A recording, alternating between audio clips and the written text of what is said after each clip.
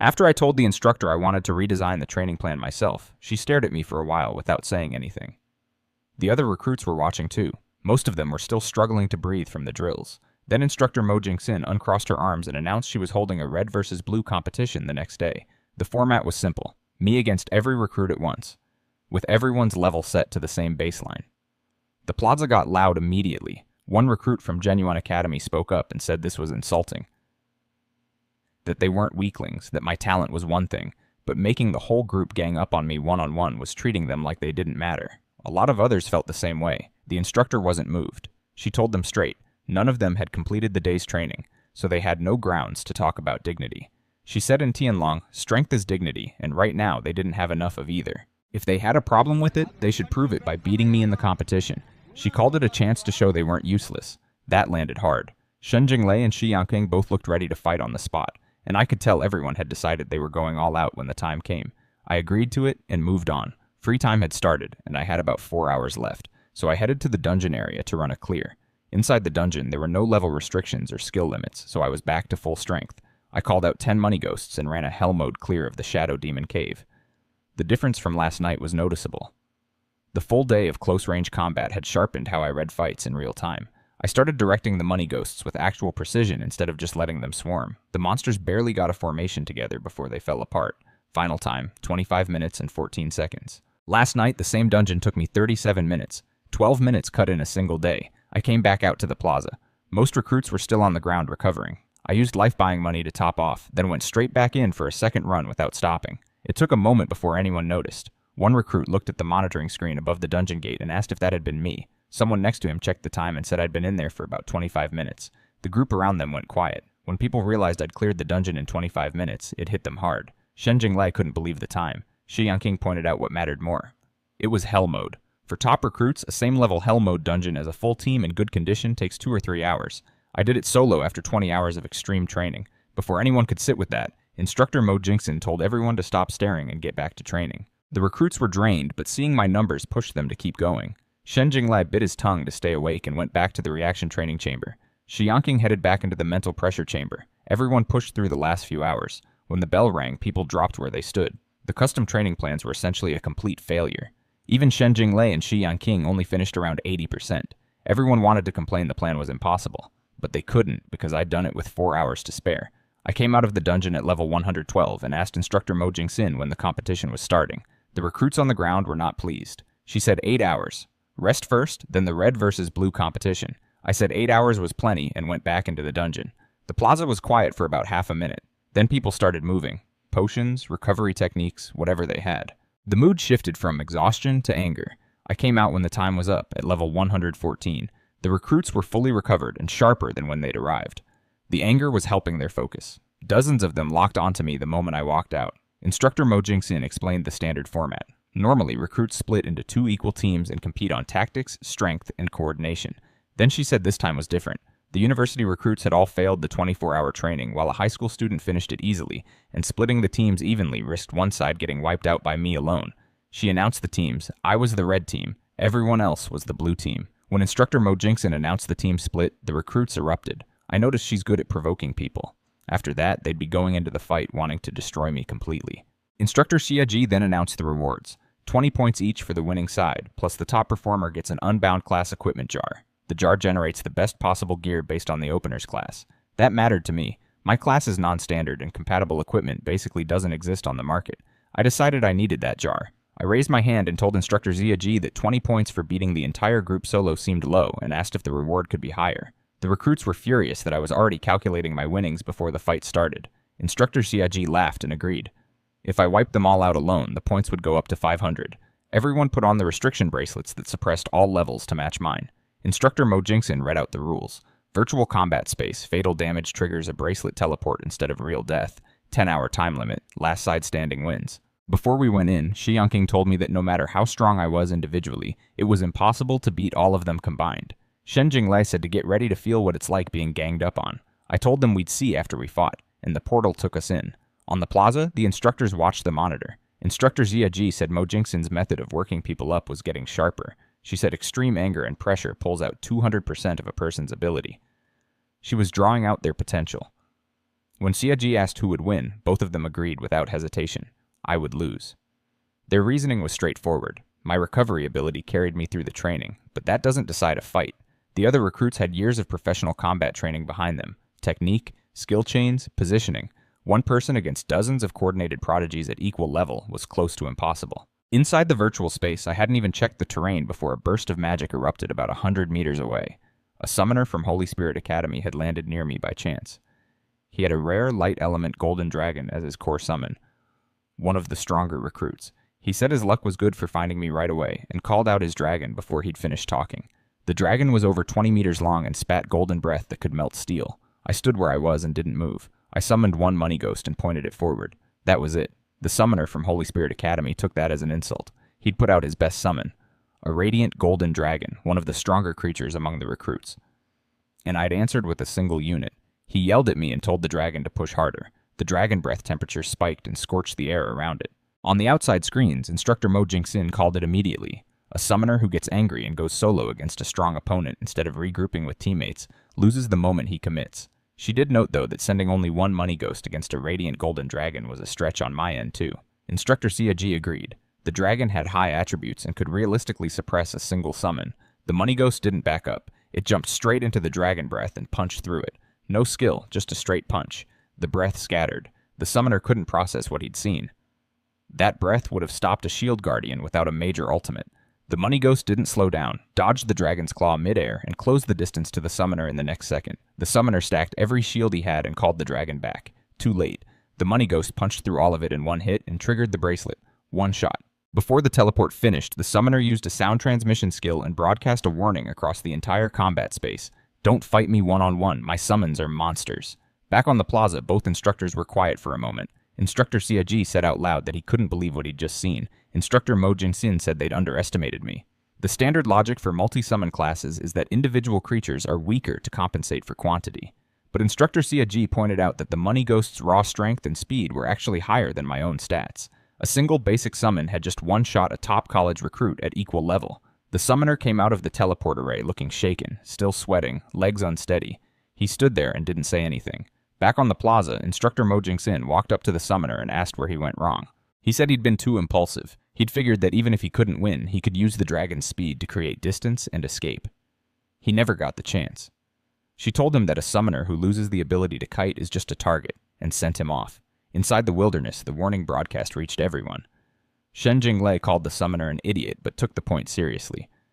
He said even he wouldn't duel me one-on-one, and started moving fast to find teammates. Shi Yangqing reached the same conclusion and did the same. I found the warning more amusing than anything. I figured the others would group up quickly now, which was fine by me.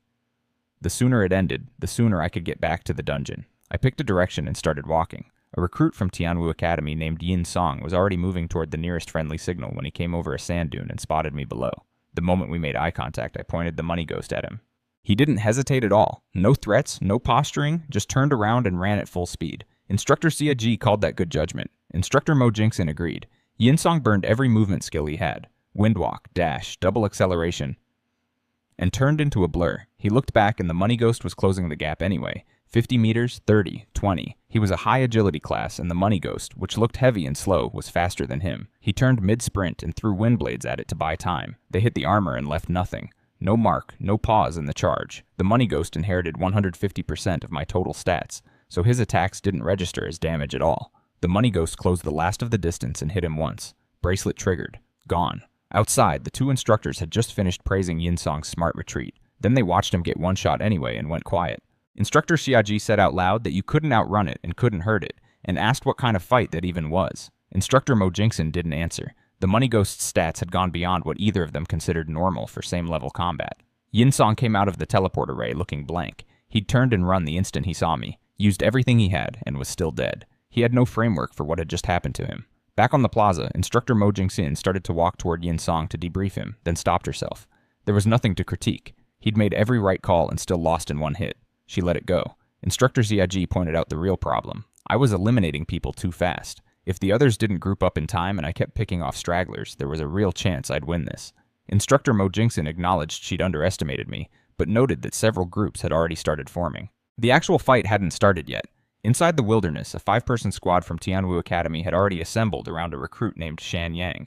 The group was well-rounded. Heavy Knight up front, healer for support, mage and archer for control and damage, and Shan Yang as a high-burst melee fighter. They'd heard the combat nearby and guessed one of their people had just been eliminated. The archer suggested moving in to check. Shan Yang considered it. Taking me down with a full squad would be a win for Tianwu over the other academies, but decided against rushing in. He said to stick to the plan, gather more teams first, and avoid an upset. Then I walked over the sand dune above them. I'd followed the direction Yinsong ran from and found them. Shan Yang had to decide fast. 5 against 1, with a healer and cover skills available. Even if they couldn't win, retreating cleanly was an option. Running on sight would look bad in front of the other academies and the instructors. He decided to hold formation and test one wave, with orders to pull back immediately if something felt wrong. On the plaza, Yinsong watched this from the screen and was practically yelling at them to run. I sent the Money Ghost in. The Heavy Knight slammed his shield down and threw up an earth barrier around the squad. The Money Ghost's punch hit it so hard the Knight's feet plowed into the ground and he nearly went flying. The healer had to immediately pour heals into him just to keep him standing. The mage locked down the Money Ghost's position with control skills, and Shan Yang and the archer hit it from the sides. The armor-piercing arrow didn't break through. The Money Ghost took a small step back from the combined impact but held. The squad didn't collapse. The Knight absorbed hits with constant healer support. The mage kept interrupting the Money Ghost's charge rhythm with microcontrols, and Shan Yang and the archer kited and chipped away at range. They were actually trading in the short term. I watched from the top of the dune and paid close attention. This was the first time I'd run a Money Ghost against a full coordinated team. I worked out what each role was doing. The Knight's shield bash had a stun built in. The mage's skills weren't for damage, but for movement denial. I kept micromanaging the Money Ghost while I learned their patterns. The fight hadn't gone long, but I was already getting a lot out of it. Shan Yang's squad was coordinated enough to hold briefly despite the stat gap, but they could feel the Money Ghost's movements getting sharper as the fight went on. They also knew I had 10 of them total. One was already pushing 5 people to their limit. Shan Yang called the retreat. Mage and archer threw their cover skills, and all 5 broke in different directions. I let them start running, then pointed out that if they'd scattered the moment we met, I wouldn't have been confident catching all of them. Now it was too late. I summoned 2 more Money Ghosts and sent all 3 out in a triangular formation to cut off their escape routes. The Money Ghosts were faster, and I was tracking every dodge and skill direction, so there was no clean path out. The Heavy Knight and Healer were cut off within 100 meters and taken out together in one hit. Shan Yang told the others to go and turned back to buy time, hitting a Money Ghost with his best attack. It sparked off the armor. The second Money Ghost punched him out before he finished. The archer went down right after. That left the Tianwu mage. The moment Shan Yang stayed behind, the mage activated his flight skill, Wind Wings, and climbed to about 100 meters up. He figured melee summons couldn't touch him at that height, and started taunting me from the air. One of the Money Ghosts looked up, pulled golden energy out of the air, shaped it into a longbow, and shot him out of the sky. The mage had no time to react. He went out saying he couldn't understand how a heavy melee summon was using active skills. On the plaza, Instructor Xia Ji and Instructor Mo Jingxin both went quiet. She said it was one thing for the base stats to be that high, but the Money Ghost also having a high burst active skill was something else entirely. Shan Yang's squad came out of the teleport array looking blank. Yinsong gave them a tired laugh. Shan Yang sat down and said if he'd known, he would have scattered immediately when we met, maybe saved 1 or 2 people. Then he said at least the mage got away on his wind wings. He figured I couldn't do anything to someone at 100 meters altitude, so the squad wasn't completely wiped out. Shan Yang was still mid-sentence about the mage escaping when the mage walked out of the teleport array. Everyone went silent for a few seconds. Shan Yang jumped up and asked what happened. The mage said one of the Money Ghosts had pulled out a longbow and shot him down from 100 meters up in one hit. The group processed that. Melee immune to chip damage, faster than agility classes, and now ranged burst too. The Heavy Knight added the part that broke everyone. I could summon 10 of these at once. The plaza went quiet and people sat down on the ground. Instructor Xia Ji turned to Instructor Mo Jingxin and said carefully that the result might have a slight deviation from what they'd predicted. She couldn't argue with that. Inside the wilderness, a Tianwu recruit named Lin Shun was heading toward a rendezvous point when he felt his academy's nearby signals go out all at once in seconds. He stood there trying to work out how a full squad couldn't even escape. While he was still processing that, a group from Shenji Academy came around a rock formation. Their leader, Wei Ming, invited him to join them. They were tracking me and thought their team composition was strong enough to win. Lin Shun looked at them and said if they wanted to go die, to leave him out of it. He told them Tianwu's 5-man squad had just been wiped out less than a kilometer away. Wei Ming's confidence disappeared immediately. Without arguing, the whole group fell in behind Lin Shun and headed toward the main force. The instructors watched and agreed. At least these ones were thinking clearly. Word spread fast as people converged. By the time the groups reached the basin where Shen Jinglei and Shi Yangqing were holding the main force, everyone knew a full coordinated squad had been wiped out completely. Shen Jinglei called it unreasonable. Shi Yangqing steadied the group. They had over 30 people. complete team composition, and a real chance if their tactics held. The mood was shaken, but still there. On my end, I'd been walking for 10 minutes and found nobody. I figured the early commotion had pushed everyone into one group. I spotted a high-weathered stone platform ahead, climbed to the top, sat down on a boulder, and waited. The main force's scout picked me up with detection skills and reported back. I was sitting at the highest visible point, not moving, not hiding, just waiting. Shen Jinglei said that was too arrogant, then quietly admitted to himself that if he had that kind of strength, he'd do the exact same thing. Shi Yanqing took command. Nobody disputed it, including Shen Jinglei. He'd been named best commander in the Academy League, and this kind of fight needed a single voice. Support classes stacked every buff available. Then the whole group moved toward my position. On the plaza outside, the eliminated recruits were watching the screens. Most agreed the final fight had come fast. Under half an hour since the start, the debate was whether 30-plus buffed and coordinated prodigies under Shi Yanqing could overcome the raw stat gap. Below the stone platform, Shi Yanqing told me this was a fight for everyone's dignity and they wouldn't hold back. I said to make it quick because I wanted to get back to the dungeon. That landed badly with most of the group. Shi Yanqing deployed immediately. Shields up front, ranged firepower and full suppression, thunderclouds and flamestorms covering the entire platform. I called out all 10 money ghosts at once and let the barrage hit them. When the dust cleared, all 10 were untouched. I sent them forward. Shi Yanqing didn't panic. He called curse classes to slow the charge, gravity and ice controls to block paths, knights to taunt and separate individual money ghosts for kiting, and assassins to use the chaos as cover and go directly for me. Under his coordination, the charge actually slowed. The money ghosts got entangled and both sides stalled briefly. I watched and thought the team execution was genuinely impressive. The blue team thought the same thing about the money ghosts. 3 people working together to hold one was barely enough. Then an assassin came out of stealth behind me with poisoned dual blades aimed at my neck. The logic was sound. Take out the summoner and the summons disappear. I sidestepped without turning around, let the blades graze past my ear, and countered with a punch to his chest. He flew back dozens of meters. His life-saving skill absorbed most of the damage. Otherwise, it would have been a one-hit elimination. As it was, he survived. Barely. The assassin who'd tried to flank me survived on his life-saving skill, but couldn't process how I'd reacted in time. Shi Yanqing saw it too, and knew the tactics he'd arranged. Solid enough to rattle veterans. Weren't touching me. The fight kept going. The blue team's front line was taking damage and burning through potions and heals just to hold on. The money ghosts were taking wounds too, but it didn't slow them down. They hit harder the more damaged they got. Shen Jinglei knocked one back with a blade strike. The money ghost ignored a shoulder wound deep enough to see bone and punched back at his face. The front line was starting to feel like there was no way through it. The assassins kept trying. A few more came up to the platform in rotation looking for an opening. I punched or kicked each one off without looking away from the main fight. None of them got close. What I was actually focused on was the micro-control. With 30-plus coordinated professionals pushing back, I had to refine every individual money ghost movement. Diagonal steps to avoid skills while counterattacking. Position swaps to exploit blind spots. I could feel the control getting sharper in real time. The money ghosts started operating as one unit instead of 10 separate fighters, and the pressure on the blue team climbed with it. Shen Jinglei figured it out first. He told Shi Yanqing I wasn't trying to finish them. I was using them as a training target. The blue team absorbed that and went quiet. 30-plus top recruits from major academies, and they were functioning as free practice dummies. Shi Yanqing saw the same problem. My coordination was visibly improving every minute. If they waited any longer, they'd be ground down. He called it, Shen Jinglei holds the front for 3 seconds. Shi Yanqing charges his ultimate. Shen Jinglei surged lightning across his blade and pushed the money ghosts back a few meters. Shi Yanqing unleashed Wrath of the Wind God, a tornado of thousands of wind blades, and temporarily pushed all 10 money ghosts back dozens of meters, clearing a gap. Shi Yanqing called everything in. Every remaining recruit, every held back ultimate, all focused in one direction at once.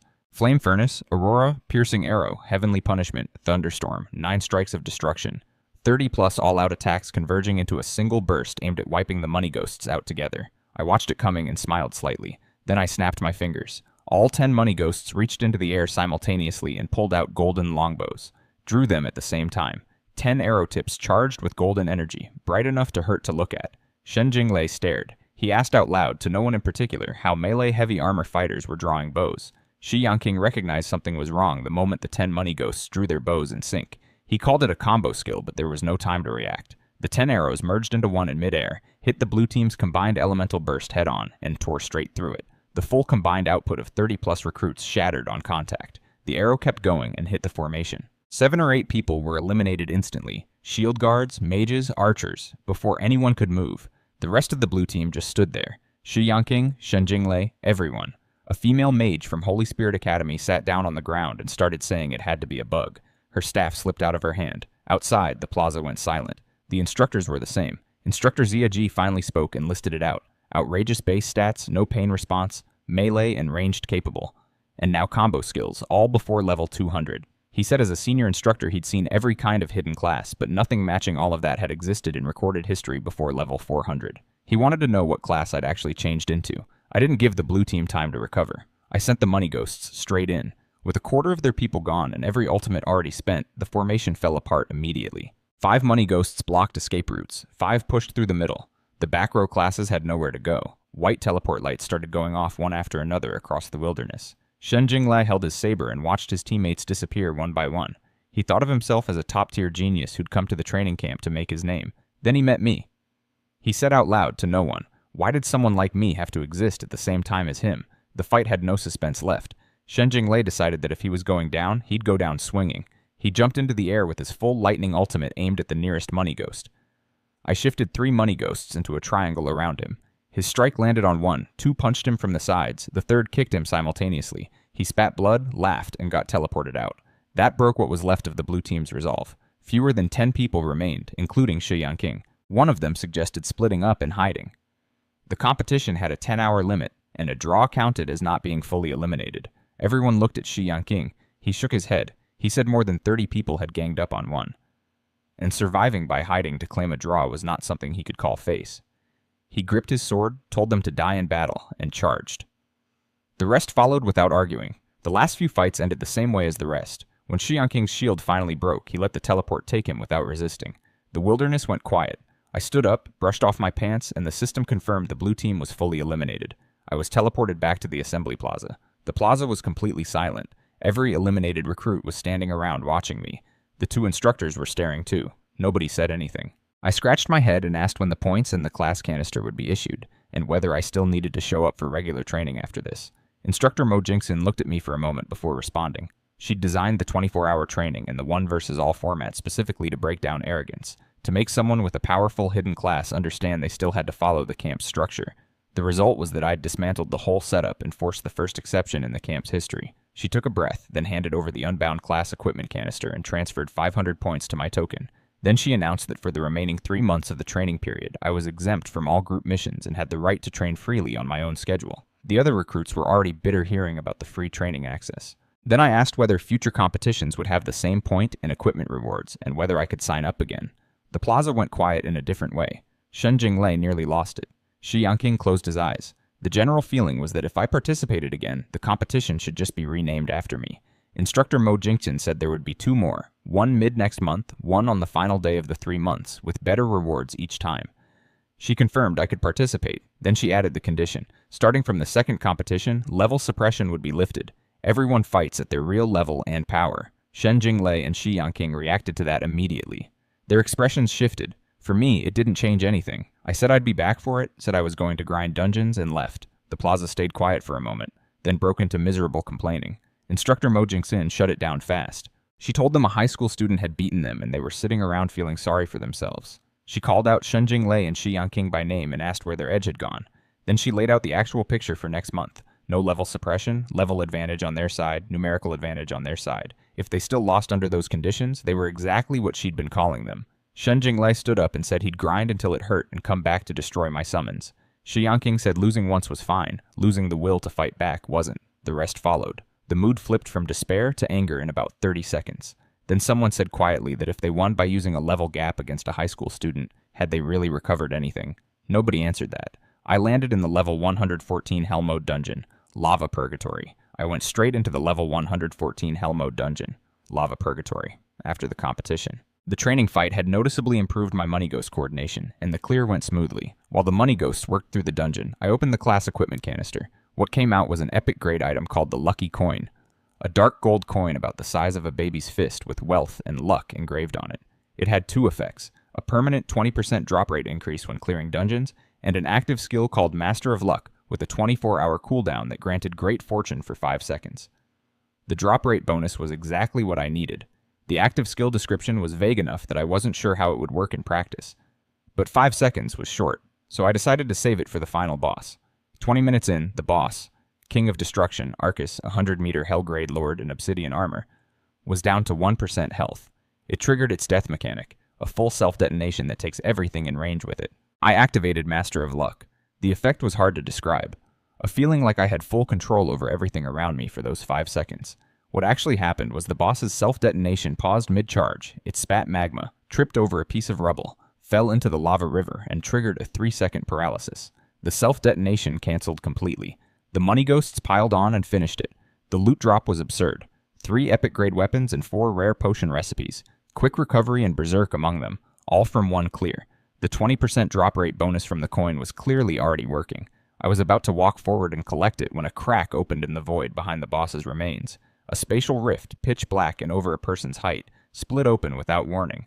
A small dark figure in a heavy trench coat stepped out carrying an oversized cloth bag with the tattered hat pulled low and eyes that flickered with gold light. There was no life presence on it, but the pressure it put out was enough to make it hard to breathe. I called out to the figure and kept my hand on the lucky coin, ready to use money talks. The figure seemed genuinely disoriented. It looked around, checked my level, and introduced itself as Xiaohei, a traveling merchant who moves between dimensions. It said it had been headed to a level 700 mythical grade dungeon, and the coordinates had gone wrong by a massive margin. It called my level 114 dungeon a toddler grade dungeon. I found that insulting, but I also immediately thought this might be another effect of the lucky coin. Xiaohei resigned himself to the situation and explained the merchant's code. When arriving somewhere unintended, it has to sell 1 random item to the first living thing it meets. It reached into the bag and pulled out a small crystal with shifting colored light inside. A mutated crystal. The effect was simple. Apply it to any active skill and that skill undergoes an irreversible mutation. Better or worse, no guarantees. Xiaohei was more shocked than I was. It said the crystal had a 1 in 100 billion drop rate in its inventory. It couldn't understand how I'd rolled it. I asked what the mutation actually did. Xiaohei explained it was a gamble. A bad skill could become something extraordinary, or a good skill could be ruined completely. I thought about it for about a second. I had the lucky coin's effect still running. Bad luck didn't seem likely. I said I'd take it. The price was 20 million gold coins. I wasn't happy about it, but I paid. 20 million could be earned back. A mutated crystal wasn't something I'd find twice. Xiaohei took the payment, said it looked forward to meeting me again, and stepped back into the rift. It closed behind it. I held the crystal and forced myself not to use it immediately. The lucky coin's active skill was on a 24-hour cooldown. I needed to wait for it to reset before gambling on a mutation. 1 day later, after grinding up to level 118 in a level 160 Hell Mode dungeon, I checked the cooldown. It had just hit 0. I took out the mutated crystal. The skill I'd decided on was Money Makes the Devil Mill. My most used skill by far. I activated Master of Luck and prepared to use the crystal. I activated Master of Luck and crushed the crystal, targeting Money Makes the Devil Mill. The mutation went through. When I called the money ghosts out, they weren't the same. Before, all 10 were identical. Faceless, uniform, no variation. Now they were all different heights and builds. The tallest was nearly 5 meters, heavily armored with a shield extension on its right arm. The shortest was around average human height, lean and agile in fitted soft armor. And their eyes were different. Instead of the blank dead light from before, they had alert, curious, intelligent pupils. The big one knelt on one knee and greeted me as master. The other 9 did the same in unison. I checked the stat panel. Each money ghost now had 2 independent skill slots instead of sharing 1 fixed skill across all 10. Before the mutation, whatever skill they all had the same one.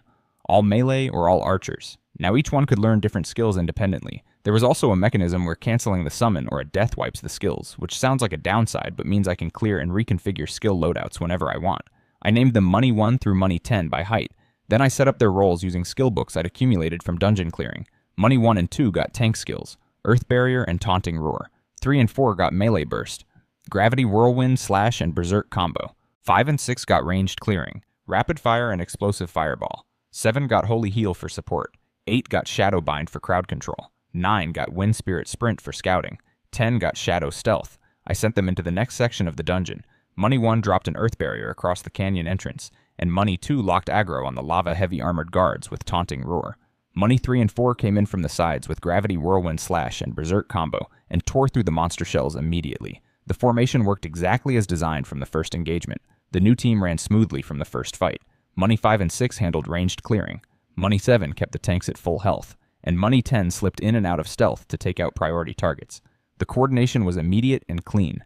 I figured the overall combat power had at least doubled compared to before the mutation.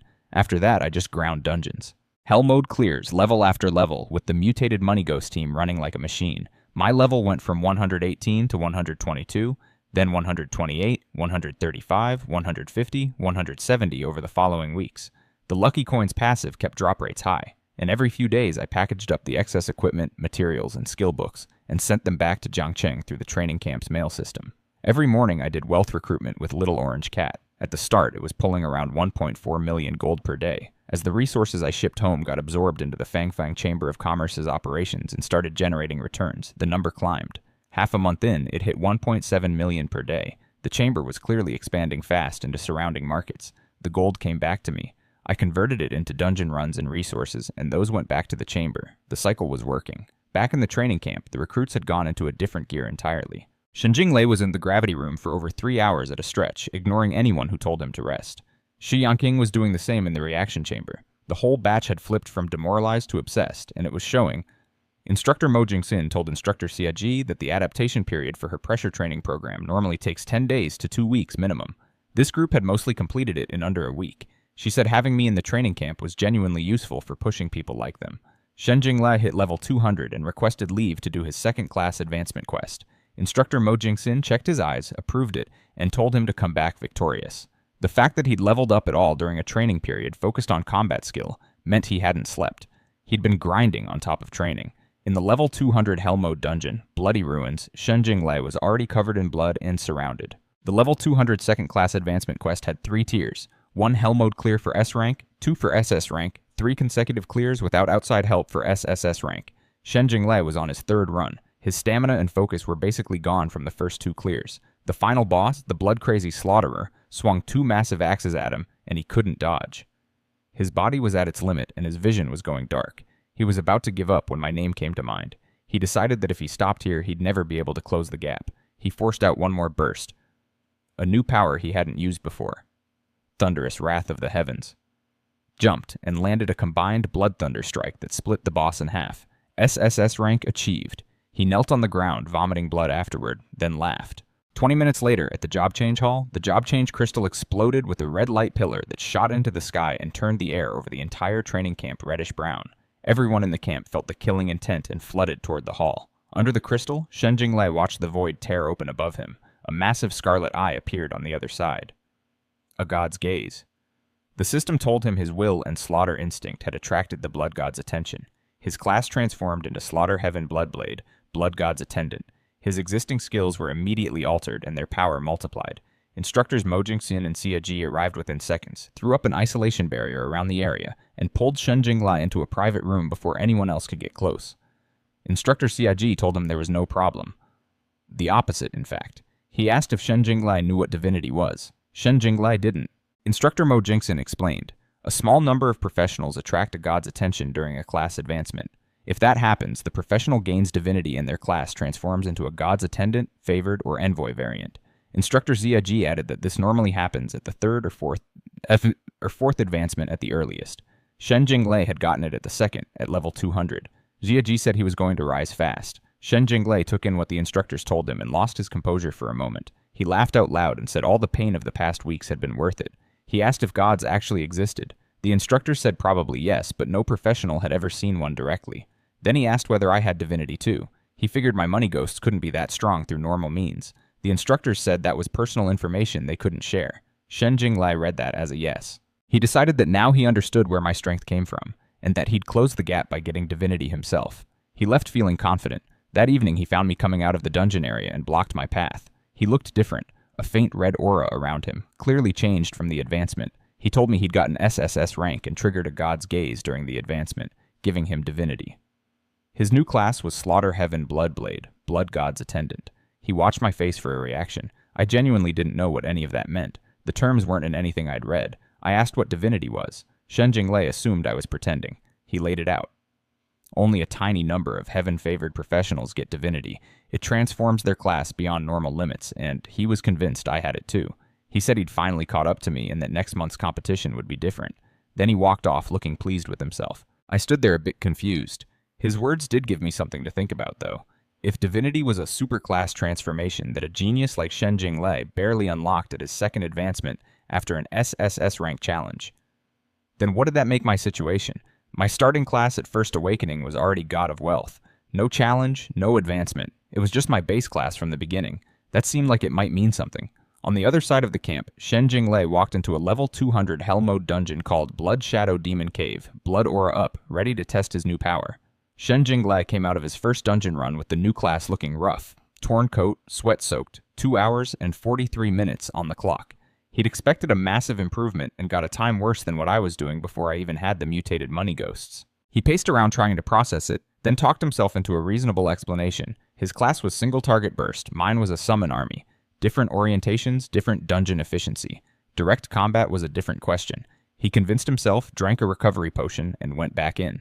10 days later, I hit level 200. I went to the class transfer hall and put my hands on the crystal. The quest that generated stopped me cold. The task was to solo clear a same-level Hell Mode dungeon called Violent Wind Domain within a time limit. Under 20 minutes for S rank, under 15 for SS rank, under 10 minutes for SSS rank. My current fastest clear time was around 22 minutes. Under 10 minutes was a different category of problem entirely. Even ignoring every small enemy and running straight for the boss, the map traversal time alone made it nearly impossible. I checked what I had. My movement speed was already at 200% from equipment, so standard speed potions wouldn't help much. Road buying money could force open passages but couldn't teleport me across floors or skip to the end. Nothing I had on hand solved a 10-minute clear. This was the first real wall I'd hit since my class advancement. I wasn't willing to settle for S or SS rank. I decided to ask the instructors. They had levels and experience I didn't have access to in textbooks. At the gravity training ground, instructor Mo Jingxin was running Shen Jinglei and Shi Yanqing through drills, and instructor Xiaji was watching from a chair with tea. I walked up and told them I had a problem and needed their help. The two instructors were visibly glad to see me. Apparently I hadn't spoken to either of them since the third day of training. When I told them I'd hit level 200 and gotten my second advancement quest, they were pleased. Then I told them the SSS rank requirement was a 10-minute clear of Violent Wind Domain. Instructor Xiaji nearly jumped out of his chair. Instructor Mo Jingxin grabbed my shoulder. Xiaji said he'd been in that dungeon himself. The map was huge, full of gale barriers and quicksand traps, and a max agility assassin ignoring everything and just running would need at least 20 minutes to reach the final boss area. A full clear in 10 minutes wasn't a quest for a human. Both of them went quiet for a moment. They worked through it seriously anyway. Xiaji said there were two directions, kill speed and map traversal speed. Kill speed wasn't the bottleneck. The money ghosts would one-shot most things. That left movement. They went through every option. Alchemy potions, priest buffs, rare movement talismans. All of it ran into the same problem. Buff effects have diminishing returns, and my base movement speed was already so high from equipment that stacking more wouldn't produce a meaningful result. They hit a wall. I told them not to worry about it and thanked them for trying. Instructor Xiaji stopped me and said this wasn't just my problem. SSS rank on a second advancement determines a professional's long-term ceiling, and the training camp had more than 2 instructors. He said they'd call a full meeting and pool everyone's knowledge. I thanked them and left. After I was gone, Instructor Mo Jingxin said the hardest advancement quest comes with the most powerful class, and what I had was the most powerful class either of them had ever seen. They sent word to every instructor in the camp. Instructor Mo Jingxin called a meeting with all 5 senior instructors. Besides herself and Instructor Xiaji, there was Instructor Lu Chen, a level 590 Void Arcanist named Kui Dao Yuan, and a level 580 Skyfire Commander named Shui Ting. Instructors Shui Ting and Kui Dao Yuan weren't taking it seriously at first. A student's second advancement problem didn't seem worth pulling 5 senior instructors together. Kui Dao Yuan suggested just lowering the rating requirements. Instructor Xiaji shut that down immediately. When Xiaji said the requirement was a 10-minute solo clear of Violent Wind Domain, the room went quiet. Shui Ting jumped out of his chair. Kui Dao Yuan stared. Instructor Lu Chen quietly asked if this was Lu Fang. When Xiaji confirmed it, Lu Chen froze. He'd personally brought me into the camp barely over a month ago when I was just past level 100. Now I was at level 200. Instructor Mo Jingxin filled in Shui Ting and Kui Dao Yuan on the background. 18 years old, ordinary high school in Jiangcheng, first red versus blue competition ended with me clearing every other new recruit solo without anyone lasting a single exchange. After that, the 2 instructors who'd been skeptical were fully on board. Shui Ting said letting a talent like that get stuck or downgraded at the second advancement would make them failures to the entire country. They got to work. The rule was I had to complete the quest alone. No one else inside. But nothing said external assistance was forbidden. They ran through every option. Speed buff items, large-scale displacement scrolls. Instructor Xiaji knocked both down. My base movement speed was already so high that more speed had almost no effect, and the Violent Wind Domain was full of spatial turbulence that would shred a level 200 professional trying to use displacement scrolls. Everything hit the same wall. Then Instructor Lu Chen, who'd been silent the whole meeting, looked up with an unusual expression and said, "If they couldn't change what I brought in, why not change the dungeon itself?" Instructor Lu Chen's idea was to compress the dungeon itself. Instructor Kui Dao Yuan picked up immediately. There were a small number of national-level powerhouses in the Dragon Kingdom who specialized in space laws. If they could be brought in, they could forcibly fold the Violent Wind domain space down to a fraction of its size. A 1,000-mile map becomes 100 miles, or less. Map traversal time drops by more than 10 times, and a 10-minute clear becomes possible. Instructor Mo Jinkson shut it down straight away. Compressed space creates spatial barriers at the fold points, and a level 200 professional can't break through those. Instructor Lu Chen said I could. He told the room he'd personally seen me force open a spatial channel with a skill he didn't fully understand. Instructors Mo Jinkson and Xiaji stood up at that. Instructor Shui Ting wanted to know what kind of person I was. Kui Daoyuan said if that was true, the plan was feasible. Then they laid out the cost. Getting national-level powerhouses to compress a hell mode dungeon space was doable if they paid the right price. The second part was harder. Forcibly folding a complete hell mode instance causes irreversible damage. The Violent Wind domain would be destroyed permanently and removed from the map. They took 15 minutes of silence and then voted. All 5 raised their hands. Instructor Ziaji went to file the national-level proposal immediately. I was sitting outside the dungeon entrance with Little Orange Cat when the 2 instructors came to find me. They explained the plan. Compress the dungeon space. I use road buying money to break through the spatial barriers at the fold points. Instructor Lu Chen had told them about the skill. I confirmed I could do it. Then Instructor Ziaji told me the full terms. A forcibly compressed dungeon's rules break down completely. It can only hold together for 15 minutes before collapsing for good. 1 attempt. If I didn't clear it in time, the dungeon was gone and I'd have nothing. I sat with that for a moment. A complete level 200 hell mode instance was a national resource. They were willing to destroy it permanently just so I could get an SSS rank advancement rating. I told the instructors I'd bring back SSS rank. Instructor Xiaji ruffled my hair and said new dungeons appeared in the world every year and were contested between countries in international tournaments. He said once I advanced, I should win one back for the Dragon Kingdom. I said I would, and not just one.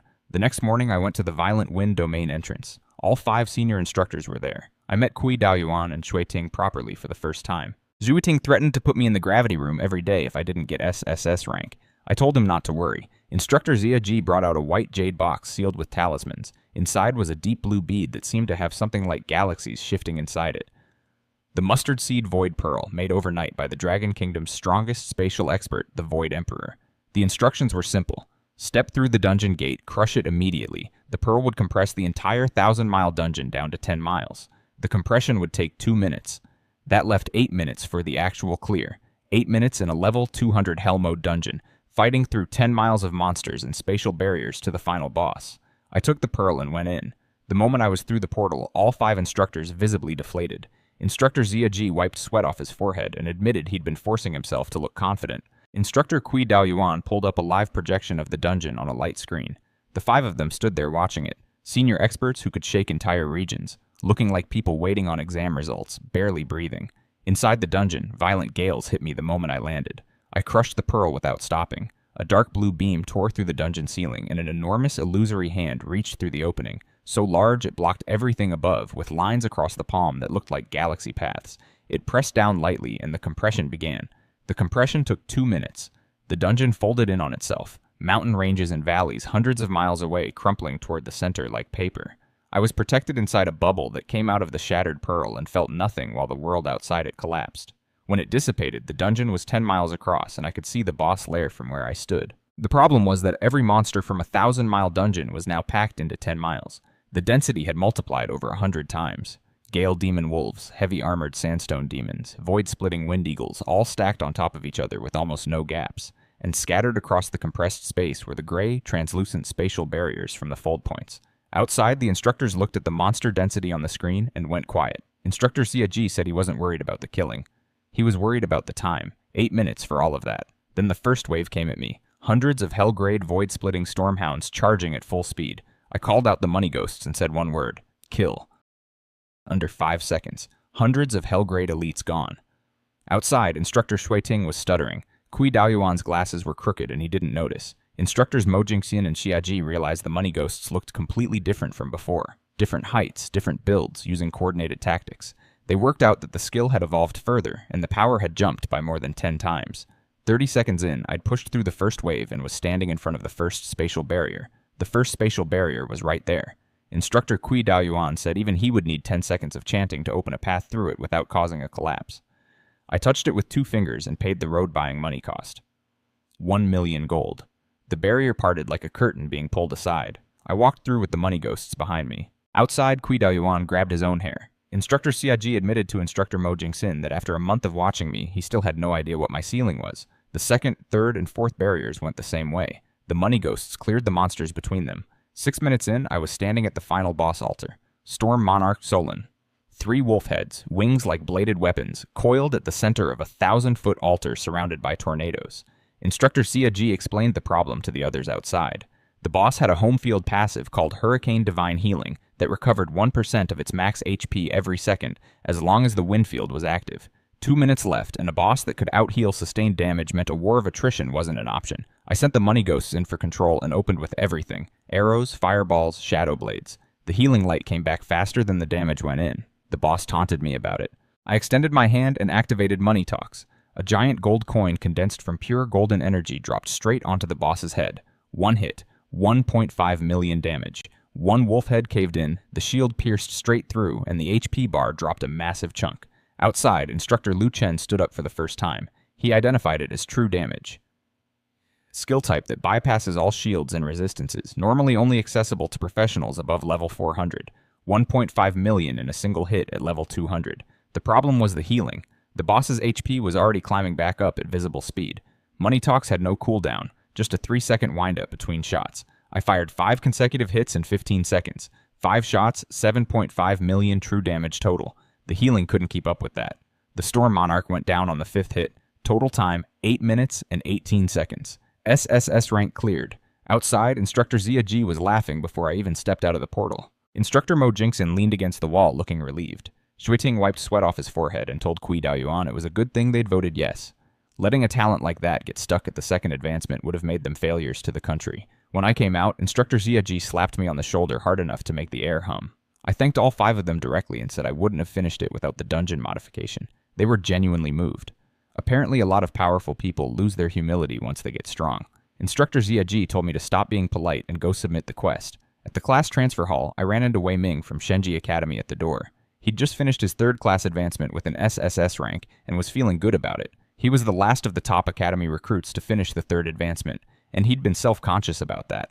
Now he'd matched or beaten most of them on rating. He saw me walking into the hall and froze. The class transfer hall is only visited at specific level thresholds. He tried to dismiss the thought, but it kept coming back. I was heading in for my 2nd advancement. He told himself it was impossible. I'd been in the camp barely a month. His own 2nd advancement hadn't happened until his 2nd year of academy. He stepped into the shadow of a pillar and watched to see what I was actually there for. I pressed my hands on the crystal. It started shaking at a frequency I hadn't seen before. Then a pillar of pure gold light erupted from its core, tore through the ceiling of the class transfer hall, and shot into the sky. The entire sky over the training camp turned gold. Golden clouds, golden rain scattering across the grounds, and faint sounds like chanting from somewhere in the clouds. The phenomenon was visibly larger in scale than what happened when Shen Jinglei got his blood god's favor. Wei Ming, still hiding by the pillar, got the light directly in his eyes and covered his face with both hands. Everyone in the camp dropped what they were doing and ran toward the hall. Inside the pillar, the system confirmed.